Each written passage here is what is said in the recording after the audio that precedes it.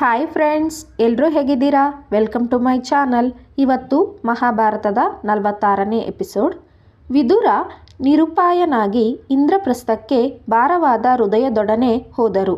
ಯುಧಿಷ್ಠಿರನು ವಿದುರನು ಬಂದುದನ್ನು ಕಂಡು ಅವರನ್ನು ಆದರದಿಂದ ಸ್ವಾಗತಿಸಿ ಯಥೋಚಿತವಾಗಿ ಸ್ಥಾನದಲ್ಲಿ ಕುಳ್ಳಿರಿಸಿ ತನ್ನ ದೊಡ್ಡಪ್ಪನಾದ ಧೃತರಾಷ್ಟ್ರ ಮತ್ತು ಅವನ ಮಕ್ಕಳೆಲ್ಲರ ಯೋಗಕ್ಷೇಮವನ್ನು ವಿಚಾರಿಸಿದರು. ವಿದುರ ಮಾತನಾಡಿ, ಧರ್ಮರಾಜ, ಎಲ್ಲರೂ ಸೌಖ್ಯದಿಂದಿರುವರು. ಧೃತರಾಷ್ಟ್ರನು ಸಾಕ್ಷಾತ್ ಇಂದ್ರನಂತೆ ರಾಜ್ಯಭಾರ ಮಾಡುತ್ತಿರುವನು. ಮಕ್ಕಳೆಲ್ಲ ಅವರಿಗೆ ವಿಧೇಯರಾಗಿ ನಡೆದುಕೊಳ್ಳುತ್ತಿರುವರು. ಮಹಾರಾಜನಾದ ಧೃತರಾಷ್ಟ್ರ ಈಗಾಗಲೇ ಒಂದು ಭವ್ಯವಾದ ಸಭಾಮಂದಿರವನ್ನು ನಿರ್ಮಿಸಿ ಅಲ್ಲಿಗೆ ನಿಮ್ಮನ್ನು ಆಹ್ವಾನಿಸಿದ್ದಾರೆ. ಜೊತೆಗೆ ಒಂದು ದ್ಯೂತವನ್ನು ಏರ್ಪಡಿಸಿದ್ದಾರೆ. ನೀವೆಲ್ಲರೂ ಅಲ್ಲಿಗೆ ಬಂದು ಕುರುರಾಜನೊಡನೆ ಪಗಡೆಯಾಟವನ್ನಾಡಬೇಕು. ಈ ಕ್ರೀಡೆ ನೋಡಲು ಹಲವರು ದ್ಯೂತ ತಜ್ಞರು ಬರುವರಿದ್ದಾರೆ. ಈ ಆಹ್ವಾನ ನೀಡುವ ಸಲುವಾಗಿಯೇ ನಾನು ಹಸ್ತಿನಾಪುರದಿಂದ ಬಂದಿರುತ್ತೇನೆ. ಒಪ್ಪಿಕೊಂಡು ಬರುವವನಾಗು ಎಂದು ಹೇಳಿದರು. ದ್ಯೂತವೆಂದ ಮೇಲೆ ಕಲಹ ದುಃಖಕ್ಕೆ ಮೂಲ. ಯುಧಿಷ್ಠಿರ ಇದನ್ನು ಬಲ್ಲವನಾಗಿದ್ದನು. ಮುಂದೇನು ಮಾಡಬೇಕೆಂದು ತಿಳಿಯದೆ ವಿದುರನ ಸಲಹೆಯನ್ನೇ ಕೇಳಿದರು. ವಿದುರನಾದರೂ ದ್ಯೂತ ಬೇಡ ಎಂದೇ ಅಭಿಪ್ರಾಯಪಟ್ಟಿದ್ದರು. ಈಗಲೂ ಯುಧಿಷ್ಠಿರನಿಗೆ ದ್ಯೂತವನ್ನು ತಪ್ಪಿಸಲು ಪ್ರಯತ್ನಿಸಿ ವಿಫಲನಾದ ಬಗೆಗೂ ತಿಳಿಸಿದರು. ಯುಧಿಷ್ಠಿರನಿಗೆ ಸಂದೇಹ ಉಂಟಾಯಿತು. ದ್ಯೂತ ಕಪಟವಾಗುವುದರ ಕುರಿತು ಚಿಂತಿಸಿ, ವಿದುರ, ಧೃತರಾಷ್ಟ್ರನ ಮಕ್ಕಳು ಮಾತ್ರ ಕ್ರೀಡೆಯಲ್ಲಿ ಪಾಲ್ಗೊಳ್ಳುವರೋ ಅಥವಾ ಮತ್ತೆ ಯಾರಾದರೂ ಮೋಸಗಾರರು ಇರುತ್ತಾರೆಯೋ ಎಂದು ವಿಚಾರಿಸಿದರು. ಧರ್ಮರಾಜ, ಪಗಡೆಯಾಟದಲ್ಲಿ ನಿಸ್ಸೀಮನಾದ ಶಕುನಿ ಇರುತ್ತಾನೆ. ಅವನ ಜೊತೆಗೆ ವಿವಿಂಶತಿ, ಚಿತ್ರಸೇನ, ಸತ್ಯವ್ರತ, ಜಯ ಮತ್ತು ಪುರುಮಿತ್ರ ಇರುತ್ತಾರೆ. ವಿದುರ, ನಾನು ಅಂದುಕೊಂಡಂತೆಯೇ ಆಯಿತು. ಮೋಸಗಾರರ ಒಂದು ಸಮೂಹವೇ ಅಲ್ಲಿರುತ್ತದೆ ಎಂದ ಮೇಲೆ ಯಾವುದೋ ಉದ್ದೇಶವಿಟ್ಟುಕೊಂಡೇ ಆಟ ಆಡುತ್ತಿರುವಂತಿದೆ. ಎಲ್ಲ ವಿಧಿಲೀಲೆ, ನಾವು ನಿಮಿತ್ತ ಮಾತ್ರ. ಇಷ್ಟಕ್ಕೂ ಮಹಾರಾಜನ ಆಹ್ವಾನವೆಂದ ಮೇಲೆ ಬರದೇ ಇರಲಾಗದು. ಆದರೂ ನಿನ್ನ ಸಲಹೆಯಂತೆ ನಡೆಯುತ್ತೇವೆ. ಶಕುನಿ ಇರುವನೆಂದ ಮೇಲೆ ಅವನು ಆಹ್ವಾನ ನೀಡಿರದಷ್ಟೇ ಆಟವಾಡುವೆನು. ಹಾಗೆ ಅವನು ಕರೆದರೆ ಇಲ್ಲವೆನ್ನುವಂತೆಯೂ ಇಲ್ಲ. ಇದರಿಂದ ಏನೇ ದುಷ್ಟ ಪರಿಣಾಮವಾದರೂ ಸಹಿಸಿಕೊಳ್ಳುತ್ತೇನೆ. ಹೀಗೆ ಹೇಳಿದ ಧರ್ಮರಾಜ, ಎಷ್ಟಾದರೂ ಮಾನವ ಅಪಾರವಾದ ದೈವಶಕ್ತಿಯ ಮುಂದೆ ಏನೇನೂ ಅಲ್ಲ ಎಂದು ನಿಟ್ಟುಸಿರಿಟ್ಟು ಬಿಟ್ಟು ವಿದುರನೊಡನೆ ನಿಗದಿತ ದಿನದಂದು ಇರಲು ಹಸ್ತಿನಾಪುರಕ್ಕೆ ಹೊರಟನು. ಜೊತೆಯಲ್ಲಿ ತಮ್ಮಂದಿರನ್ನು ಕರೆದುಕೊಂಡನು.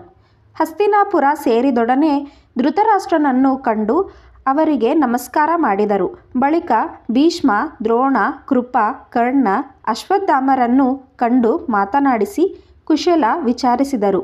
ದುರ್ಯೋಧನ, ಶಲ್ಯ, ದುಶ್ಯಾಸನ ಮೊದಲುಗೊಂಡು ಎಲ್ಲ ಕೌರವರನ್ನು, ಜಯದ್ರಥನನ್ನು ಸಂಧಿಸಿ ಪ್ರೀತಿಯಿಂದ ಮಾತನಾಡಿಸಿದರು. ಧೃತರಾಷ್ಟ್ರ ಅಂತಃಪುರಕ್ಕೆ ಹೋಗಿ ದೊಡ್ಡಮ್ಮ ಗಾಂಧಾರಿಯನ್ನು ಕಂಡು ನಮಸ್ಕಾರ ಮಾಡಿ ಅವರ ಆಶೀರ್ವಾದ ಪಡೆದರು. ಭೀಮಾದಿಗಳು ಅಣ್ಣ ನಡೆದುಕೊಂಡಂತೆ ನಡೆದುಕೊಂಡರು. ಧೃತರಾಷ್ಟ್ರ ಅನುಜ್ಞೆ ಪಡೆದು ಪಾಂಡವರು ಹೊಸದಾಗಿ ನಿರ್ಮಾಣವಾಗಿದ್ದ ಭವನವನ್ನು ಪ್ರವೇಶಿಸಿದರು. ಎಲ್ಲರೂ ಅಲ್ಲಿ ಪಗಡೆಯಾಟ ನಿಗದಿಯಾದ ದಿನ ಸಭಾಭವನದಲ್ಲಿ ಆಟ ನೋಡಲೆಂದು ಬಂದವರು ಸೇರಿದರು. ಇಡೀ ಭವನ ಪ್ರೇಕ್ಷಕರಿಂದ ತುಂಬಿ ಹೋಯಿತು. ಶಕುನಿಯು ಯುಧಿಷ್ಠಿರನನ್ನು ಕಂಡು, ಯುಧಿಷ್ಠಿರ, ಆಟವನ್ನು ಆರಂಭಿಸೋಣವೇ ಎಂದು ಕೇಳಿದರು. ಯುಧಿಷ್ಠಿರನು ಶಕುನಿಯ ಆಹ್ವಾನವನ್ನು ಮನ್ನಿಸಿ, ಶಕುನಿ, ನಾವೀಗ ಆಡ ಹೊರಟಿರುವುದು ಸಂಭ್ರಮ ಸಂತೋಷಗಳಿಗೆಂದು ತಿಳಿದಿದ್ದೇನೆ. ಜೂಜುಗಾರರು ಮೋಸದಿಂದ ಜಯಗಳಿಸಲು ಯತ್ನಿಸುವರು. ನೀನಾದರೂ ಕುತ್ಸಿತ ರೀತಿಯಲ್ಲಿ ಆಟವಾಡಿ ನಮ್ಮನ್ನು ಸೋಲಿಸಲು ಯತ್ನಿಸಬೇಡ ಎಂದು ಎಚ್ಚರಿಸಿದರು. ಯುಧಿಷ್ಠಿರ, ಪಗಡೆಯಾಟದಲ್ಲಿ ದಾಳಗಳೇ ಪ್ರಧಾನ. ಅವು ಬೀಳಿಸುವ ಸಂಖ್ಯೆಗಳಿಂದಲೇ ಜಯ ಅಪಜಯಗಳು ತೀರ್ಮಾನವಾಗುತ್ತವೆ. ಇದರಲ್ಲಿ ಕಪಟವೇನು ಬಂತು? ಇನ್ನು ಪಗಡೆಯಾಟದಲ್ಲಿ ಪಣವಿಡುವುದು ಸಹಜ. ಆಟಕ್ಕೆ ಗತ್ತು ಬರುವುದೇ ಆಗ. ಒಮ್ಮೆ ಒಬ್ಬರು ಪಣವನ್ನು ಗೆಲ್ಲಬಹುದು, ಒಮ್ಮೆ ಸೋಲಲೂಬಹುದು. ಆಟದಲ್ಲಿ ಸೋಲು ಗೆಲುವು ಇದ್ದುದೇ. ಸುಮ್ಮನೆ ಕಾಲಹರಣ ಮಾಡದೆ ಆಟಕ್ಕೆ ಸಿದ್ಧನಾಗು. ಶಕುನಿ, ನೀನು ಹೇಳಿದಂತೆ ಸೋಲು ಗೆಲುವು ಆಟದಲ್ಲಿ ಇರಬಹುದು. ಆದರೆ ಯಾರೇ ಆಗಲಿ ಒಬ್ಬರ ಐಶ್ವರ್ಯವನ್ನು ಸೌಖ್ಯವನ್ನು ವಂಚನೆಯಿಂದ ಪಡೆಯುವುದು ಧರ್ಮವಲ್ಲ. ಜೂಜುಗಾರನು ಮತ್ತೊಬ್ಬರ ಸಿರಿಯನ್ನು ಕಸಿಯಲೇ ಆಟವಾಡುವುದು ಪ್ರಶಂಸನೀಯವಲ್ಲ. ಯುಧಿಷ್ಠಿರ, ಈ ಆಟ ಆಡುವುದು ಏಕೆ? ಒಬ್ಬನು ಮತ್ತೊಬ್ಬನನ್ನು ಸೋಲಿಸಲೇ ತಾನೇ. ಯುದ್ಧ ಮಾಡುವುದು ನೀನು ಬಲ್ಲೆಯಷ್ಟೇ. ಯುದ್ಧದಲ್ಲಿ ಕ್ಷತ್ರಿಯನು ಗೆಲ್ಲಲು ಆಶಿಸುತ್ತಾನೆ ಅಂದರೆ ಇನ್ನೊಬ್ಬನು ಸೋಲಬೇಕಷ್ಟೆ. ಇದರಲ್ಲಿ ದೋಷವೇನು ಬಂತು? ಸ್ಪರ್ಧೆಗೆ ಕರೆಯುವವನು ಗೆಲುವನ್ನು ಧ್ಯೇಯವಾಗಿಟ್ಟುಕೊಂಡಿರುತ್ತಾನೆ. ನೀನು ನನ್ನನ್ನು ದುರುದ್ದೇಶದಿಂದ ಕೂಡಿರುವನೆಂದು ಭಾವಿಸುವೆಯಾದರೆ ನೀನು ಆಟವನ್ನೇ ನಿಲ್ಲಿಸಬಹುದು. ಶಕುನಿ, ನಾನು ಮಹಾರಾಜನಿಂದ ದ್ಯೂತಕ್ಕೆ ಆಹ್ವಾನಿತನಾಗಿದ್ದೇನೆ. ಯಾವ ಕಾರಣಕ್ಕೂ ನಾನು ದ್ಯೂತ ನಿಲ್ಲಿಸಹೋಗುವುದಿಲ್ಲ. ದ್ಯೂತದಲ್ಲಿ ಸೋಲು ಗೆಲುವು ವಿಧಿವಶ ಆಯಿತು. ಆಟ ಆಡೋಣ. ನಾನು ಯಾರೊಡನೆ ಆಡಬೇಕು? ಪಣವೇನು?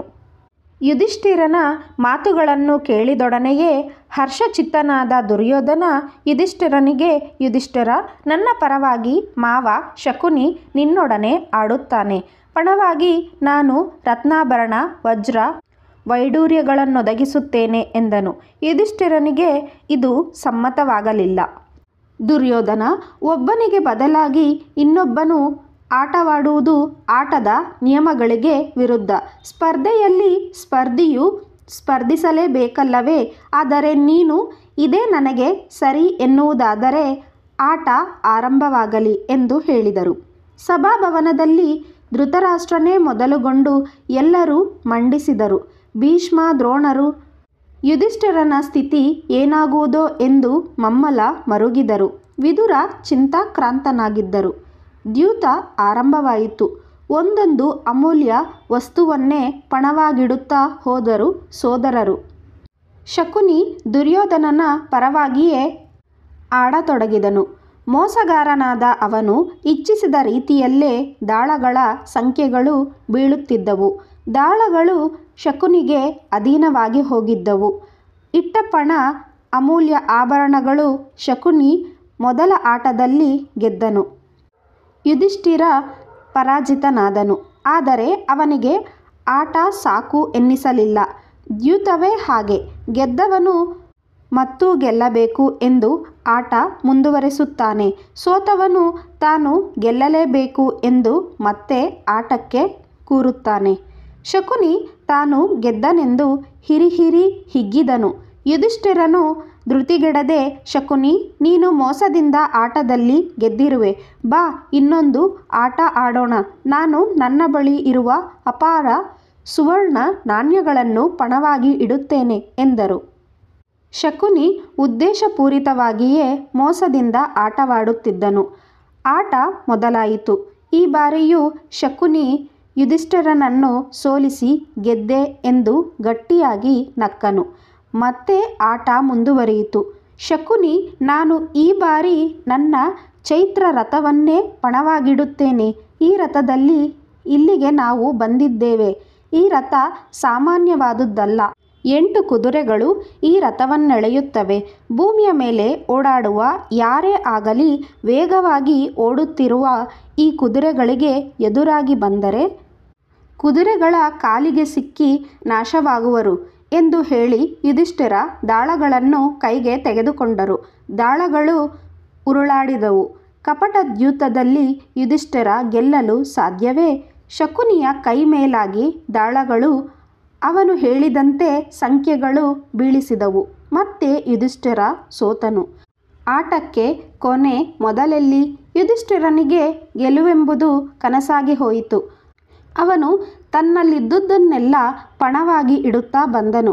ಲಕ್ಷಾಂತರ ದಾಸಿಯರು, ಸಾವಿರಾರು ವಿಧೇಯ ಸೇವಕರು, 1000 ಮದಗಜಗಳು ಮತ್ತು ಆ ಒಂದೊಂದು ಮದಗಜದೊಡನೆ 8 8 ಹೆಣ್ಣಾನೆಗಳು, ರಥಗಳು, ಸಾವಿರಾರು ಕುದುರೆಗಳು, ಸಾವಿರಾರು ಉತ್ತಮವಾದ ವಾಹನಗಳು ಪಣಕ್ಕಿಡುತ್ತಾ ಬಂದು ಒಂದೊಂದನ್ನು ಸೋತನು. ಗೆದ್ದನೆಂದು ಹೇಳಿಕೊಳ್ಳಲು ಅವಕಾಶವೇ ಸಿಗದಂತಾಯಿತು. ಇಷ್ಟೆಲ್ಲ ಐಶ್ವರ್ಯಗಳನ್ನು ಕಳೆದುಕೊಂಡರೂ ಗೆಲ್ಲಬೇಕೆಂಬ ಕಾತರದಲ್ಲಿ ಆಟ ನಿಲ್ಲಿಸದೆ ಮುಂದುವರೆಸಿದರು. ಮುಂದೇನಾಯಿತು ಎಂಬುದನ್ನು ಮುಂದಿನ ವಿಡಿಯೋದಲ್ಲಿ ತಿಳ್ಕೊಳ್ಳೋಣ. ಈ ವಿಡಿಯೋ ನಿಮಗೆ ಇಷ್ಟ ಆಗಿದ್ದರೆ ವಿಡಿಯೋನ ಲೈಕ್ ಮಾಡಿ, ಶೇರ್ ಮಾಡಿ, ನಮ್ಮ ಚಾನಲ್ನ ಸಬ್ಸ್ಕ್ರೈಬ್ ಮಾಡ್ಕೊಳ್ಳಿ. Thank you for watching.